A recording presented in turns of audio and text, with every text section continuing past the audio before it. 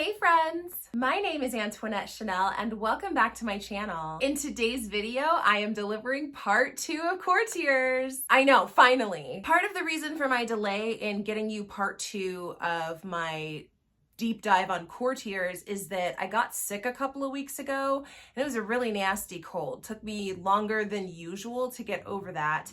And then I also felt kind of bad for not having more meticulous notes in part 1. But the good news is that even though I didn't have the most meticulous notes about part 1 is the part of the book where we learned the least about Harry and Meghan, as well as William and Catherine.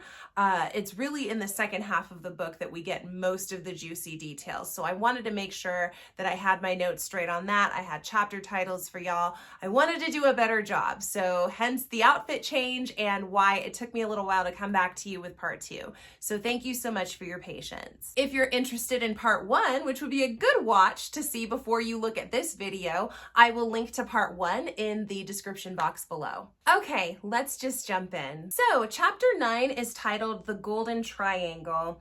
And in chapter 9, Valentine Low illustrates the different circumstances through which the courtiers were able to sort of leverage their relationships with the press and with the government in order to keep the monarch looking good. So whoever it was, whether it be Queen Elizabeth II or her husband, the Duke of Edinburgh, or, Prince Andrew, as much as they tried to, which I'll get into some of that as we go through this part 2 of the last half of the book. But the different examples that he gives in chapter 9 are the 2014 referendum, during which the Queen delivered a statement saying, "I hope people will think very carefully about the future." This was one example of where a word from the Queen was taken as offensive by a group of people, in this case being the Scottish. Maybe offense is not the right term to use, but they definitely saw this statement from the Queen as the Queen trying to influence the referendum, which is something that she's not supposed to do. The palace, the royals, they are supposed to remain impartial when it comes to politics, which is why they don't usually wade into most hot button issues. In this instance, it turned out that Michael Shea, who was one of the private secretaries working at the palace, had stated a comment to someone at the Sunday Times that then got turned into that headline, and ultimately led to Michael Shea's departure from the palace and working for the royal family. This chapter is titled The Golden Triangle because of 3 key players and the relationships that these people all had and how they were able to use those relationships in order to protect the monarchy, as well as keep the public satisfied, as well as keep government satisfied, just kind of maintaining the very delicate balance that it is to be managing the public persona of a working royal. And the 3 men that he named as this golden triangle were Robin Butler, who I believe now is Lord Butler, Robert Fellows, who I believe is now Lord Fellows, and John Burt. And if he is Lord Burt, then great. I didn't see anything about that, but I'm definitely not here to disrespect any of these people. But the 3 of them formed this sort of golden triangle that kept the public's perception of the royals in check, and also made sure that the relationship that the royals had with the government stayed positive, and at least one that was at least open and cordial, one where the monarchy and the government were not at odds with one another. This golden triangle was very instrumental after the death of Princess Diana. So Robin Butler rang Fellows to share that a plane would travel to Paris to retrieve Diana's body after her death. The media then understood this to mean that the family was going to be putting Diana into a mortuary, and they felt that because of her affiliation with Charles, she deserved better. Even though she wasn't currently his wife, she deserved more than that. And so Valentine Low states that he actually contacted Fellows, which led to Diana's body being placed in the Chapel Royal. In addition to this, it was also this group who got advance notice. They somehow learned through their sleuthing of the interview that Diana gave right before her death, Oh, the name is blanking on me who she gave that interview with. I'm so sorry. I'll find it in post and I'll put it somewhere on the screen. But the interview that she gave, the one where she cried, the one that William and Harry have worked to make sure that the public doesn't see again. They got advance notice of that interview through the work that they were doing. It was the magic of this golden triangle. And so Low kind of sums up that chapter by stating that there are 3 key people that keep the institution running. And I sort of took that to mean that that golden triangle, those 3 key players, those are people who change with time because as we've seen, these 3 men that were initially identified as the golden triangle, they are not still working at their posts. You know, there's the gradual changing of the guard. Chapter 10 is titled Sticking the Knife In, and it's in this chapter that we get some details from the 2010s about the vision that Charles had for slimming down the monarchy, as well as what the life of the working royals was going to look like after the retirement of the Duke of Edinburgh, as well as the fact that this led to Christopher Guyt eventually losing his position because Guyt was working very closely with the Duke of Edinburgh at the time that he decided to retire. Along with this, we get some details about the Diamond Jubilee, and we learn a lot more about Prince Andrew, specifically about how Prince Andrew did not like Christopher Guyt, and I'll get into the reasons why in just a moment. So the chapter opens by talking about 2017 and the Duke of Edinburgh's decision to retire from public life. It was noted that this brought the end of 70 years of public service, which I thought was very impressive. And the implications of such meant that the working royals were going to need to support the Queen a lot more closely now that Philip was not going to be with her during her engagements. Christopher Guyt is brought up earlier in this book, but in chapter 10, we really learn a lot about his working relationship with a lot of the royals and the legacy that he left behind. Specifically, it is noted that he was seen as trustworthy, as someone with integrity. He rose through the ranks as a secretary in just 5 years. He was described as a big man who knew how to blend in. So apparently he was very tall, but he could also make himself look invisible at events if he wanted to. Low explains that Guyt was concerned with ensuring the future of the monarchy, and it was important to him to make sure that William stayed in close contact with his grandmother while she was serving so that he could observe how she acted in the role as the queen, because one day he would be king. And William and Guyt are said to have had a close working relationship. William often got guidance from Christopher Guyt, and Charles was pretty fond of Christopher Guyt as well, though he did utilize Christopher Guyt in achieving his vision for that slimmed down version of the monarchy that he was expressing interest in to his family.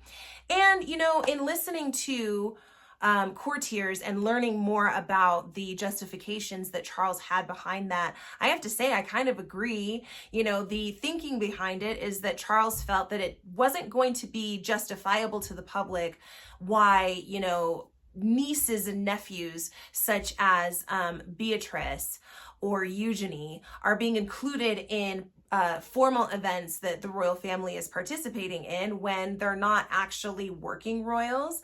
The people who are actual working royals, they should be featured in prominence. But when it comes to the optics, Charles felt that the taxpayers wouldn't take too kindly to seeing that all these different members of the family are on the bill. For what purpose? What do they serve to the public to justify that type of expense? Charles saw that coming and figured, you know, I think that we can head off a lot of that criticism by just slimming down the monarchy. This means fewer people on the balcony and fewer people participating in processions. And this brings me to the Diamond Jubilee that happened in 2012. It was at the Diamond Jubilee that Charles decided to start implementing his vision for the slimmed down monarchy, which meant that Prince Andrew got demoted from being front and center, well, maybe not center, but in the front, to being peripheral. And that meant that his children also went to being peripheral as well. Andrew is quoted as saying that it was like a dagger through the heart, being demoted like that. Prince Edward was also said to have been dismayed. Princess Anne is said to have not cared one way or the other. Gotta love Princess Anne. Around the same time of the Diamond Jubilee, the palace was also working to shift some of the responsibilities away from Queen Elizabeth over to Charles, but do so in a way that wouldn't alarm the public to the idea that Queen Elizabeth was somehow retiring. And this is something that I don't have as much insight on because I didn't grow up in the UK and I'm not familiar with the customs there. But from what I understand, from what people have told me and what I have heard and read through news articles and other commentary channels, the public really didn't want to let go of Queen Elizabeth II. The idea of her retirement was something that was really hard for the public to accept, and they didn't want to let her go. She was a beloved public figure. I'm not going to sit here and pretend to understand that because, like I said, I didn't grow up in a culture that's like that. I grew up in a place where they claimed that you get a choice, democracy. But anyway, this is not a video about that. But the idea that a public figure would be so beloved like that, that people would almost deter them from retiring because they don't want to let them go, that is new to me. I've definitely seen presidents be celebrated, but not quite to that level. And this was something I had to educate myself about when I started learning about the royals and British life, British customs, as I started diving deeper into what this whole institution is about after all of the accusations that Harry and Meghan were making all over the place. Then I started to sort of take a step back and figure out that, oh my gosh, there's like a whole culture here that I have not been exposed to very much, but that I need to understand before I try to make commentary on these things. So that is what it is. She was a beloved public figure. And so this whole shift of responsibilities, it was happening in secrecy, mainly because they didn't want to upset the public or, create unrest with the people. In the ordeal with the Diamond Jubilee and the whole slimming down of the monarchy, Prince Andrew decided that he had it out for Christopher Geit. And this goes back to what I said just a few minutes ago about how Charles was communicating his vision primarily through the staff, through the courtiers. And as we will talk about later on in this video as well, because it comes up again, this is one of the hard parts for the courtiers themselves because it's a job, you have to get your job done, and this person, let's say it's Charles, is your boss. But you're also conveying a message over to his sibling. That is his brother. Like, they grew up together. They've known each other a very long time. So in communicating these messages over that he might not like, there's a level of emotional involvement for Andrew that can make the whole situation very complicated for the courtier. And as mentioned already, after the Duke of Edinburgh, Philip, decided to retire, that pretty much put a timeline on Christopher Geit, and he was gone a couple of months later. It's said that his dismissal was contentious. William was quite upset to learn that he had been dismissed, and a lot of the staff who held him in high regard were also equally surprised. Chapter 11, they're all being nasty to me. This is another Andrew chapter. So this chapter focuses specifically on Prince Andrew, his affiliation with that Epstein guy, and the fallout that came from him trying to rehab his image. And when I say him trying, I mean the courtiers. The courtiers were working hard to try to rehab Andrew's image. Gosh, really, I hope that they were compensated well because that was quite the job that they had to do. Andrew's not somebody who you want going off script. If he's going to give an interview or talk to the public, you want to make sure that he knows exactly what to say and that he doesn't say anything more. This chapter opened on his Australia interview. I didn't write the year down, but I want to say this happened around 2017, I believe. If I'm wrong, I'll put it somewhere on the screen in post. So the interview was filled with a lot of claims that Andrew was not able to back up with any evidence or examples. He said he modernized the monarchy, but then when asked, how did you do so? He wasn't able to respond with anything tangible. And that's a bad look. If you can't point to any examples of your work, any contributions that you've made, and you're supposed to be a working royal, on top of this, he came across as very pompous and arrogant. It just wasn't a good look all around. And this was supposed to be an interview that was rehabbing his image, so we were supposed to like him more after this. That didn't happen. And it didn't help that Andrew kept making the same mistakes over and over again. He had two specific episodes, if you will, with Epstein. So the first time was when he was photographed with Epstein. I believe it was in Central Park in 2011, and he had to explain that because Epstein got jailed right after that.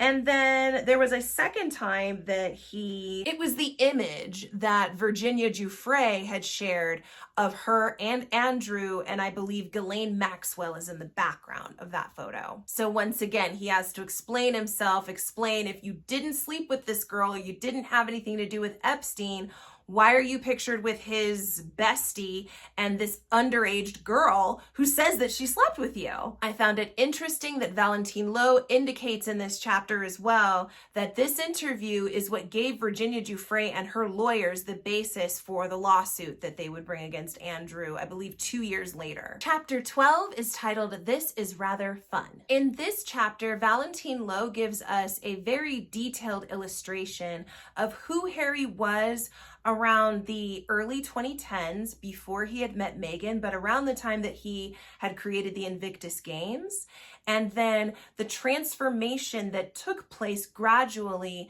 as he met Meghan, started to date her, got engaged to her, and married her. So this chapter opens in Sao Paulo, Brazil, in a place called Cracolândia. So Harry is walking with Edlane Fox, who was one of his courtiers at the time. And this was in 2014. There's the note there. But basically they were visiting this place that was riddled with drug use and drug sales and paraphernalia. We've got this royal just walking around amongst all of this. But it is noted in this chapter as well that most of the staff had the consensus at that point that Harry's not like other royals. He stood out on his own even before he was with Meghan. And he wasn't just traipsing around in this drug den for shits and giggles. He was there to showcase the good work that the nurses were doing to help addicts, to curb addiction, and to stop the spread of disease in this area. It was around this time, 2014, as I mentioned, that Harry started to build a reputation for himself that showed that he was moved to do things for those in need. But we also get some interesting quotes in this part of the book as well, where Valentine Low says, the Duke of Sussex is no longer the popular figure he once was. Working with Harry used to be fun. He had an informal approach. They were always swirling ideas. Harry showed little regard for his own comfort in those days. Valentine Low goes on to state, we saw the best of Harry on tours to South America, Australia, New Zealand, the Caribbean. Harry used to be lighthearted. In this chapter, Low also mentions what I talked about just a few minutes ago with the royals using the courtiers to convey messages between family members because it often seemed easier to do so. So in Charles and Andrew's case, I'm sure that Charles knew exactly what Andrew would say if he went to him directly to tell him that he wanted to slim the monarchy down and this is how it will look. So he used his courtier to do it instead, in which case that was Christopher Guite. Because Harry was a bit more restless, impatient than William, he had a harder time understanding why they couldn't do certain projects right in that moment when he wanted to. Or we can't go to this place right at this time. We can't announce this now. Combined with Harry's belief that he only had a shelf life of 10 years, he was always pressing for more and feeling like the staff were holding him back. I found this to be very interesting.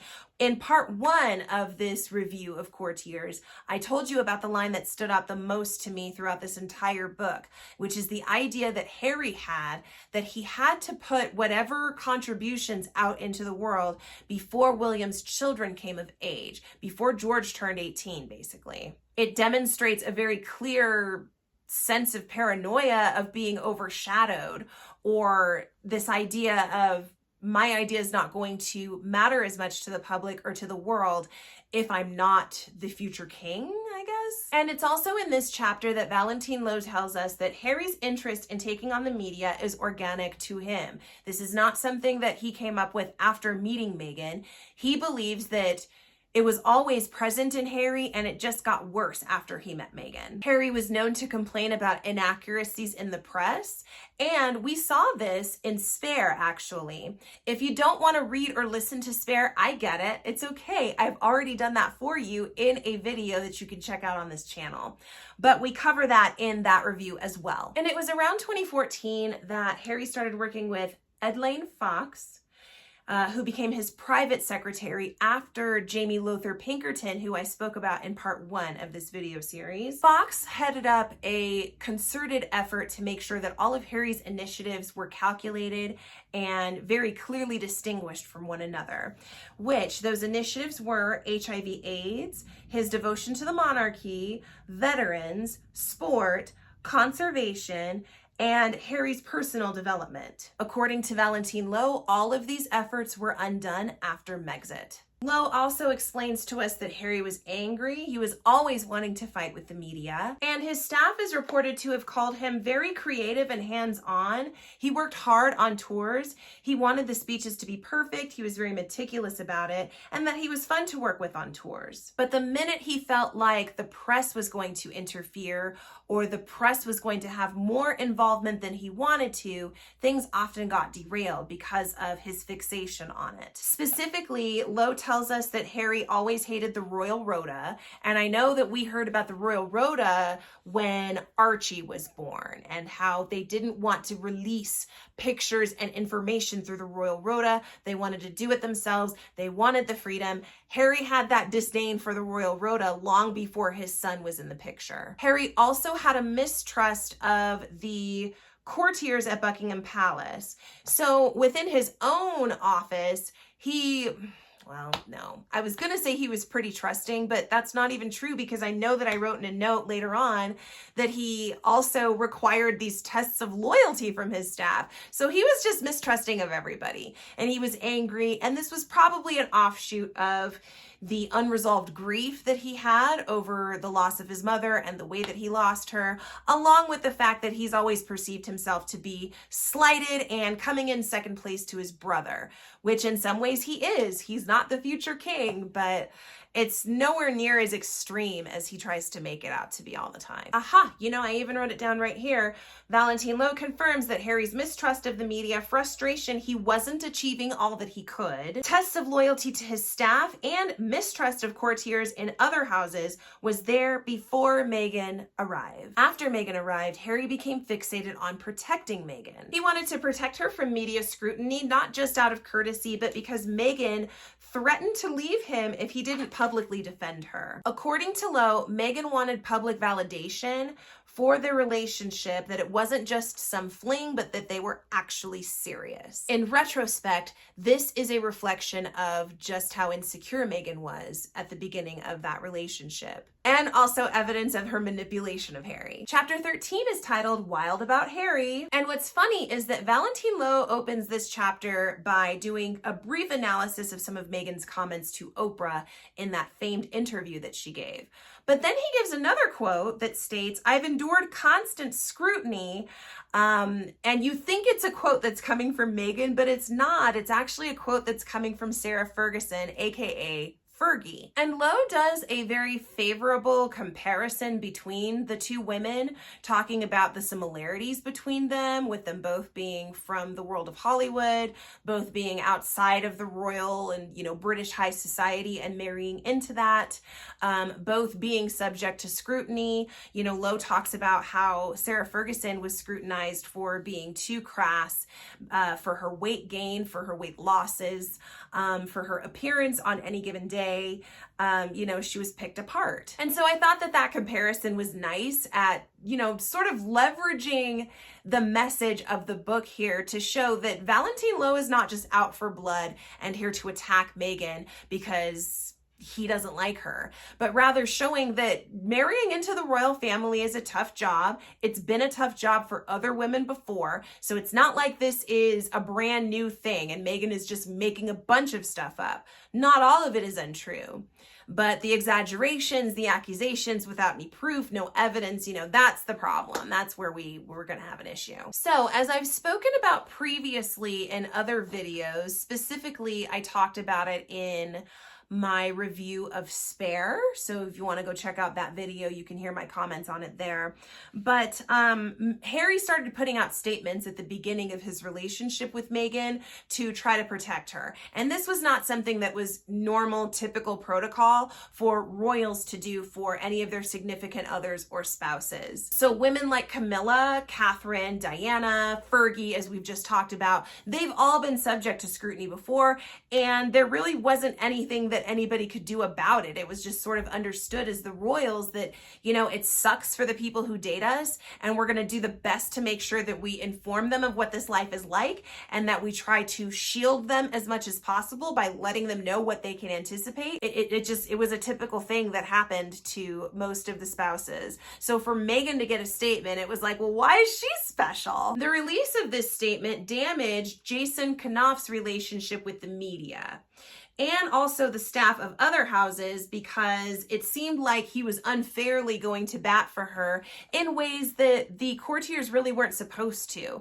You know, he was sort of showing up some of the other houses by doing this, but he was also acting on the request of his boss, who was Harry, who told him that he needed to put this statement out. And he did that because Harry was afraid of being dumped, not necessarily because he was just trying to look out and white knight his new girlfriend. Low notes that Meghan was never happy. She hated the wild about Harry's story, felt like the pictures were all off. She thought that the title was referencing a song that had slavery ties to it and ties to blackface, I guess, and so she was offended by that. And she also took issue with the fact that the story seemed to be centered on Harry rather than on her. What a surprise. She didn't like that it wasn't revolving all around her. And at this point, Valentine Low notes that there had been lessons learned after the failures of Fergie and Diana, seeing how outsiders interact with the royal family.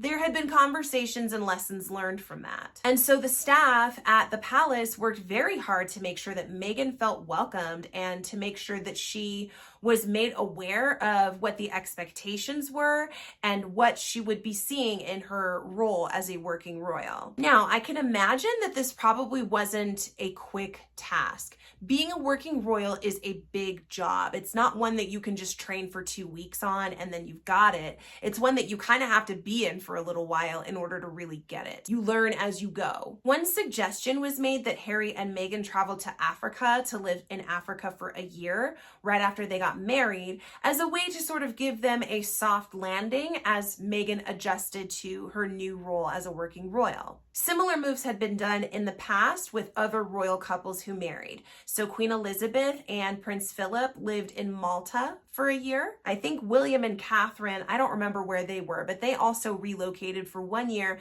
to just allow Catherine a chance to adjust to her new role, ask questions, learn some new things, and do so away from all of the scrutiny that she would have gotten had she been right in the UK, right in London, right at the palace. These suggestions were also made to help the staff to adjust. So even though on the surface and on the public facing side, we are seeing, you know, a couple that's dating and then they're getting married and then we've got a new office and new charities and things like that. It all looks really beautiful from this side. The work that's happening on the back end by the staff, by the courtiers, is separating and making the right distinctions so that it's very clear who is supporting what charities support what, so that it's all just on the up and up.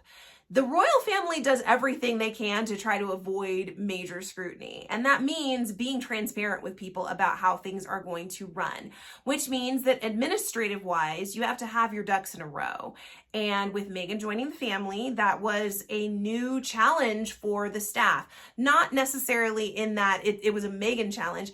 Anybody that Harry would have married, it would have created a challenge for the staff to figure out where are the distinctions going to be administrative wise. But a lot of these challenges were made even more complicated by the fact that Harry and Meghan just had lots and lots of demands from day one. The famous "what Meghan wants, Meghan gets" line delivered by Harry also comes up in this chapter. And almost immediately before the couple were even married, they were facing issues of Meghan not understanding her role and not understanding that her relationship with the public was going to have to change immensely. Unlike when she was working as an actress in Hollywood, You know, you can't accept freebies from people. So like the fashion merch that she likes to get, where people send her stuff and she'll pose in it or, you know, wear it to an event and then she gets a kickback from it. Those kinds of things aren't really done by working royals. Also, her mistreatment of the staff, the suspicions that both Harry and Meghan had about security and the palace not wanting to give them any security, the report that Catherine was crying at the wedding and then Meghan would later turn that around and say, no, it was me who was crying. She made me cry. The announcement of Meghan's first pregnancy. All of these things were sort of bringing things to a head for the Sussex household as well as the Courtiers, and Jason Knopf was sort of in the middle of all of this as it was happening. He started to raise concerns because he noticed that Meghan had bullied 2 PAs out of the household within a 3-month period, and that alarmed him. Jason Knopf is also reported as having stated, "What happens if she turns her sights on me?" At this time, Meghan had also been appointed Sam Cohen as an advisor to once again help her adjust and learn the role and sort of feel comfortable in it. Sam Cohen was going to retire, and the Queen asked her to please stay on so that you can help my daughter-in-law as she adjusts to royal life. Sam Cohen joined Harry and Meghan on the Australia tour, and from the moment that things started off, it was contentious and difficult for Sam. Sam Cohen is no rookie. She's no brand new person who was green in the palace. She had the ear of the Queen and she had the Queen's trust, well regarded by other staff members as well as other senior working royals. She's been around the joint for a little while and she knows some things. So for her to have such a tough time in supporting Meghan says a lot more about Meghan than it does about any of the staff who have these similar complaints. It was also in this chapter that I learned that the staff would avoid telling Meghan things in order to avoid stoking conflict with her. And Low suggests that when the reports of Meghan's bullying of staff first surfaced, Harry's lawyers tried to make it go away, you know, like a catch and kill kind of a thing. And they may have done so without Meghan knowing about it at first. So Harry got word that, hey, this story is going to be printed. I believe it was the Times on Sunday Times. Sorry, I can't keep all these publication names straight. It was the Sunday Times, and they got word that, hey, we've got this story about Meghan's bullying of staff. We have quotes, we have sources, we have reports. We're gonna run with this. Harry got that information first and he tried to kill it before Meghan found out about it. I don't know, it just seems to suggest to me that she was very intimidating even to her husband. It's not the kind of reputation that I would want to have. I don't like feeling like there are people out here keeping things from me because they're afraid that I'm gonna blow up because my temper is that unhinged and I can't handle myself.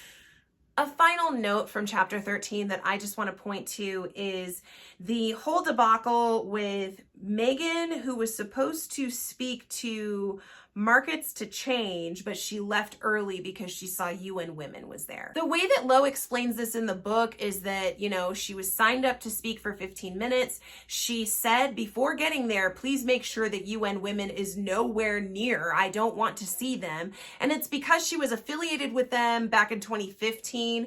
I think it was some charity work that she was doing around the time that she was also working on Suits.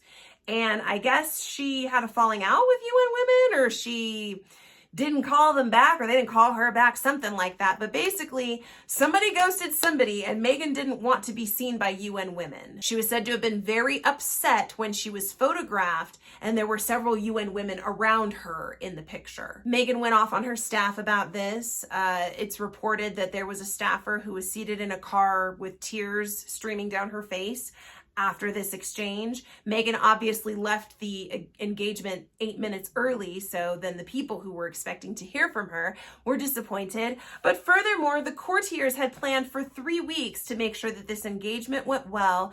They were meticulous about making sure that all of Meghan's demands were met. And then it all came crashing down anyway, and several of them got chewed out by her, which I could imagine would be a hamster wheel that anybody would want to get off of sooner than later. Chapter 14 is titled Exit Plans, and can you guess what this one's about? So I learned in this chapter that Harry and Meghan had plans to be interviewed by Oprah long before 2021, long before they decided that they were going to spin it into a story where they were accusing the royal family of being racist. What it sounds like to me is that this was an engagement that was set up during their working royal time, and then it was something that Oprah decided that she would honor even after they left the royal family, simply out of courtesy, and also maybe because she was chomping at the bit because Meghan told her that she had something juicy. I think I read that the Oprah interview was initially planned for fall 2019. So if they were going to give the interview then, they presumably would have been talking about initiatives that they were working on, presumably for mental health.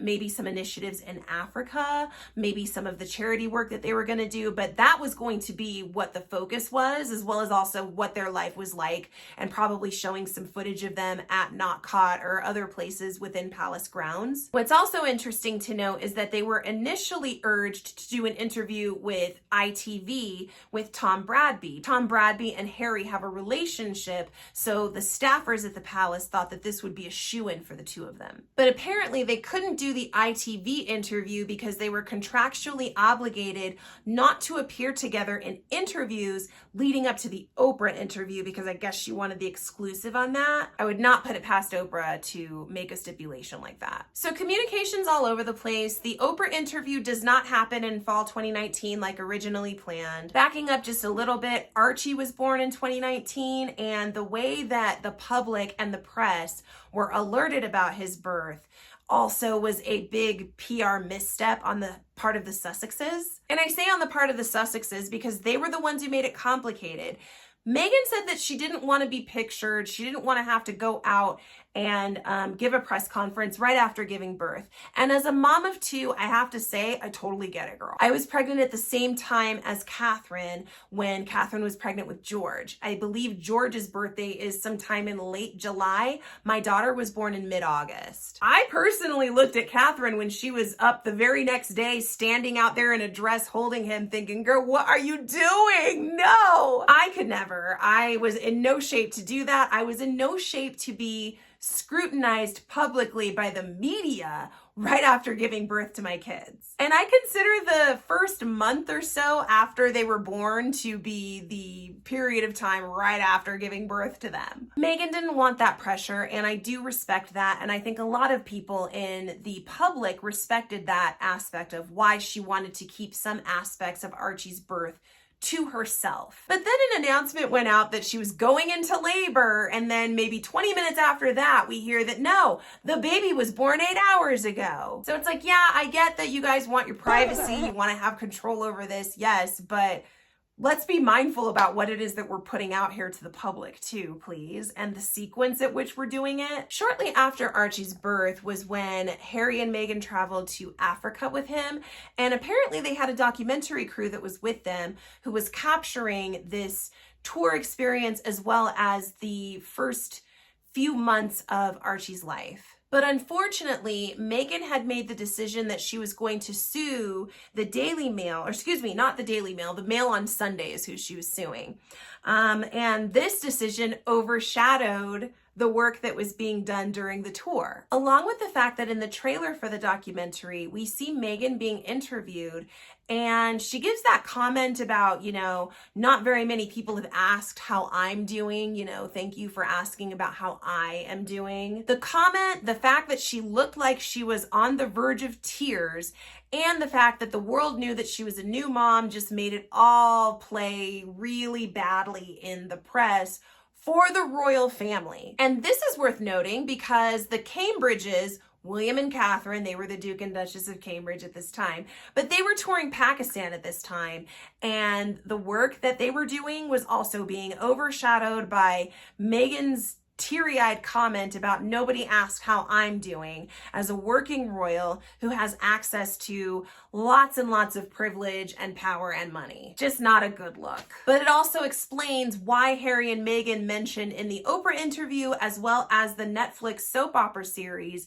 the idea of them overshadowing people and, we'll just get out of here and you guys can have all of the papers. Playing dumb. That was a very intellectually dishonest way to approach that situation. You knew what you were doing when you made the comments. You knew exactly what you were overshadowing, and you shouldn't have done it. Just take the lesson learned, okay? And it is said that the relationship between the Sussexes and the Cambridges became severely strained after this incident in the media. And once again, Valentine Low makes sure to highlight that there were weeks of preparation that had gone into the tour that Catherine and William were on in Pakistan, and lots of very key moments that were supposed to be captured and picked up as evidence of how the working royals are giving back to this world, showing their relevance in a world that largely does not function with monarchies anymore. This was lots and lots of planning that got wiped out because of an emotional moment that Meghan had. It's said that after the documentary aired, William was very concerned about his brother and his sister-in-law. He wanted to see how they were doing, so he sent a WhatsApp to Harry to ask if he could visit them. Harry initially told William, yes, you can come and visit us, but then he came back to him about a day later and said, actually, who are you going to tell that you're coming to visit us? In which William disclosed that he was going to share with his staff, everybody who had to know that he was traveling, that he was going to be traveling, because he'd have to clear his schedule to do so. Royals work off of a schedule that gets created like a year plus in advance. It's like 18 months in advance that all of these events and engagements, meetings have been planned out meticulously, agreed upon, and as mentioned already in both parts 1 and this video, have been done so in a delicate way to make sure that the royals are seen as likable people, somewhat relatable, who give back and are charitable, who are aware of the issues, but who are not interfering in politics or taking a side. Once Harry and Meghan got confirmation from William that he'd be sharing with his staff, who needs to know that the future king is going to be going off schedule and taking an unplanned trip to go see his brother, once they found that out, they told him that he couldn't come visit. William was said to be taken aback by this, and the staff saw Harry's priorities as heartbreaking. I've said before that I felt that the moment of no return for Harry and Meghan was doing that Oprah interview at the same time that Prince Philip is not doing well and the family is trying to be attentive to him. But in listening to Courtiers and learning more details about what was happening at the beginning of Harry and Meghan's marriage while they were still working royals, I think I would point to this incident, at least for William and Catherine, as being the point of no return. Not only did you sour our work, but now I'm trying to be empathetic and reach out to you and show kindness, and you're rejecting it. And you're rejecting it with absolutely no basis whatsoever. My staff have done nothing to compromise you, and I have no reason to compromise you. However, many of the courtiers who gave their accounts, gave interviews for this book that Valentine Low wrote, they've indicated that the idea of satisfying Harry and Meghan seemed like an impossible task after a certain point. They didn't want to be satisfied. They were never going to be happy. And some have suggested that this was Meghan's ploy all along. She wanted to go in looking for controversies, looking for them to reject her, so that then she could cry and be a victim. Chapter 14 kind of jumps back and forth. We talk about events from before the Oprah interview, and then we also talk about events after the Oprah interview. But given that this chapter is titled Exit Plans, this is basically a summation of the events that went along with Megxit. If you'd like a detailed recount of all of the events of the Megxit timeline, I have a video on that on this channel as well that you can check out. I'll link it in the description as well. Valentine Low gives his analysis of the Oprah interview, the comments that Harry and Meghan were making, the accusations, etc. But then he also explains that eventually Harry and Meghan used their senior advisors to start executing plans that they hadn't been briefed on or had a meeting about. This was reflective of the high levels of distrust that they had developed in all of their staff at this point. And this is where we get the quote, that came from one of the courtiers, actually. This was not Valentine Low's quote, but it was from a courtier.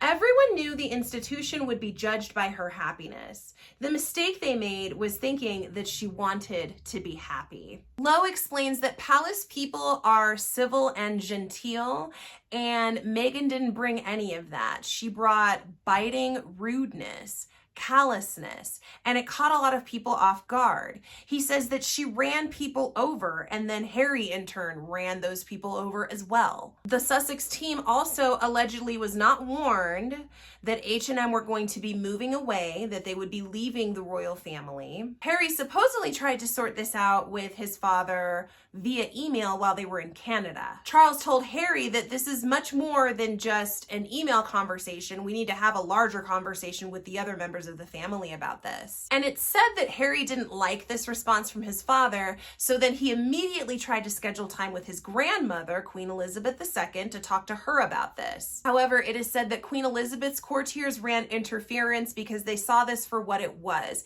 They knew that Harry was going to manipulate his grandmother to try to get her onto his side, to try to sell her a sob story, and they weren't going to let that happen. So they lied and said that she wasn't available for Harry. And again, I think that tracks because I can remember Meghan claiming that the courtiers were keeping Harry from his grandmother, but by this point, they were actually protecting her. Chapter 15 is titled The Greatest Kindness. Specifically, Valentine Low starts this chapter by listing all of the losses that happened in the wake of Megxit. And what I found interesting is that he states the royal family lost a valued member.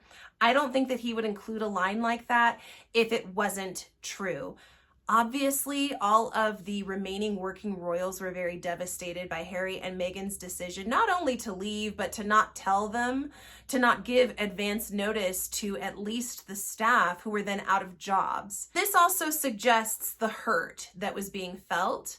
Obviously, William was feeling some of that at that point. I believe Queen Elizabeth was feeling hurt. I believe the Duke of Edinburgh was feeling hurt for sure. And absolutely Catherine, Princess of Wales, who at this point, she wasn't that yet. I think she might have still been the Duchess of Cambridge. It's stated also in this book by Valentine Low that nobody was happy that Harry had missed the Duke of Edinburgh's funeral in March of 2022. So the Sussexes decided to leave because they wanted freedom. They wanted the freedom to make their own money. They wanted the freedom to dip their toes in American politics, Valentine Low tells us. And that is confirmation of what I and several others who have been critical of Harry and Meghan have been thinking for a few years now, that they are interested in venturing into politics, which would be very, very bad for Americans. In 2019, Meghan claimed to be suicidal, and she says that she was told by staff that going to therapy or seeking help for this would be a bad look for the family. But Valentine Low raises the question, since 2016, Harry has led Heads Together with William and Catherine. So why wouldn't he be a resource for her in trying to find somebody to talk to if she's feeling this way? Some have speculated that Harry and Meghan wanted the institution to basically destroy its relationship with the media in favor of protecting the royals. And then some people speculate that it just was never going to work. There was no version of Harry and Meghan being working royals in which they could have assimilated and been a part of the institution.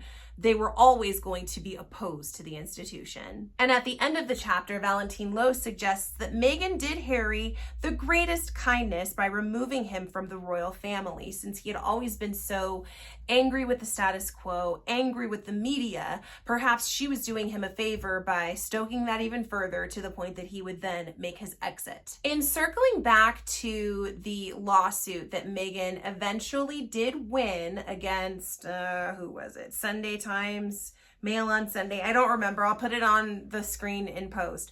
But in preparing for that and in having to attend court for that, her staff also they had to be like on call in case they were called to testify, in case they needed to come in for any reason to be involved in this case. Low states that this created a lot of additional stress for those staff members, who included Sam Cohen and Jason Knopf, as well as others. Basically, Meghan's going to trial for this. and the lies that she told when she was on the stand only created more difficulties for the staff who had been trying to support her. And this was just an unfair, unkind thing for her to do, to string them along and involve them in this personal vendetta she had against the paper, and creating more stress for them. Chapter 16, the final chapter of this book, is titled On Behalf of the People. So the date that Valentine Low starts the chapter with is May 3rd, 2021, which I thought might have been a misspeaking or, a typo, because I thought that this stuff all happened in March. But if you understand the timeline of this, please feel free to explain it down there in the comments.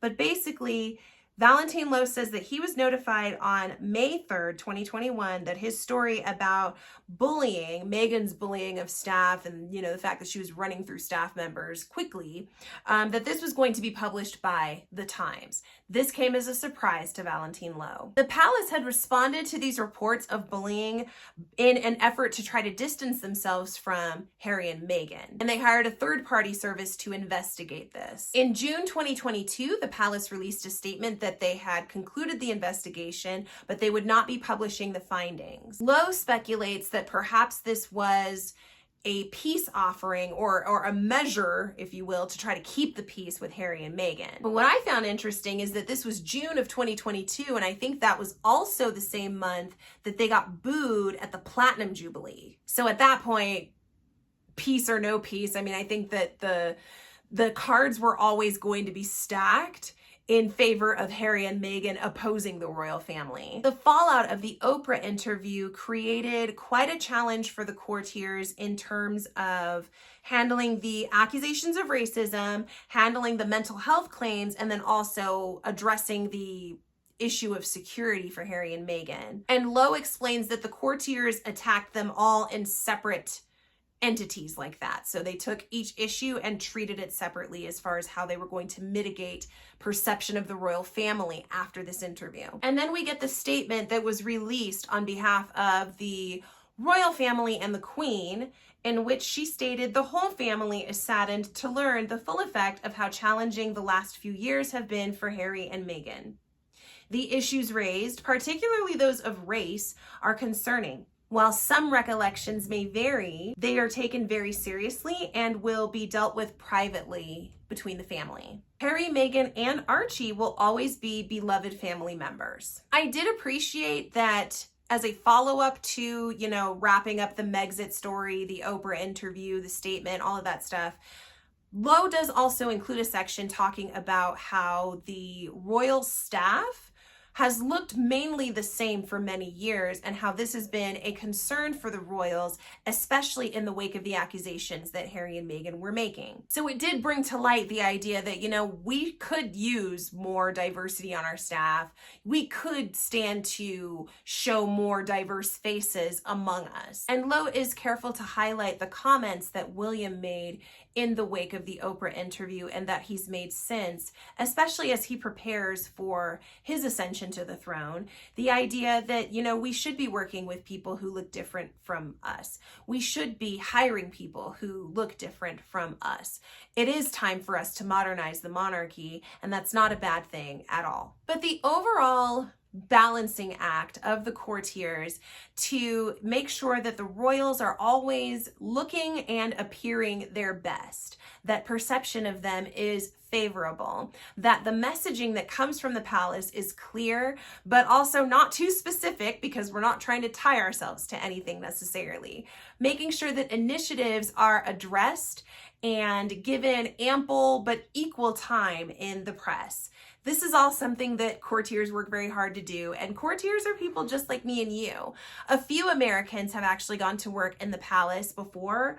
In addition to Jason Knopf, there is Miguel, I can't remember his last name right now. I talked about him in part 1, but he was also an American who went to work in the palace. There is a Sussex Survivor Club, so all of the staff who had the difficulty of having to work with Harry and Meghan, trying to make them happy, and they were unpleasable ultimately. They all have rapport with each other, and they have respect for what they had to go through, what they endured together. But I hope you've enjoyed this recap of Courtiers. Please, if you haven't already, make sure that you check out part 1. I'll make sure there's a link to it in the description box below.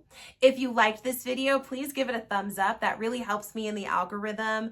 I'm a small channel and I'm doing this myself, so anything that I can do to give my channel more visibility helps, and giving a thumbs up is also very, very helpful. So if you like the video, please do give it a thumbs up. If you want to see more from me, consider hitting that subscribe button so that you don't miss any of my future uploads. I've got lots more content on Harry and Meghan coming up, but that's not all that I focus on here if you check out my other videos on my channel. If you want to, you can keep up with me on Instagram at the handle that's showing on your screen right now. Otherwise, my friends, thank you so much for sticking with me through this video. I hope you've enjoyed my review of Courtiers, and take care. I'll be talking to you again soon. Bye.